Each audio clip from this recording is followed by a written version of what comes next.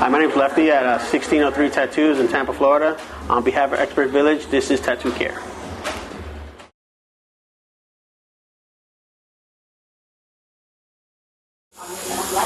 So when you're ready to get tattooed, when the time comes, just make sure that the package is always open in front of you. You have no idea where that package has been. You want to make sure it's nice and sterile. If you like, even ask the tattoo artist if you can see the sterilization date to see to make sure it was clean.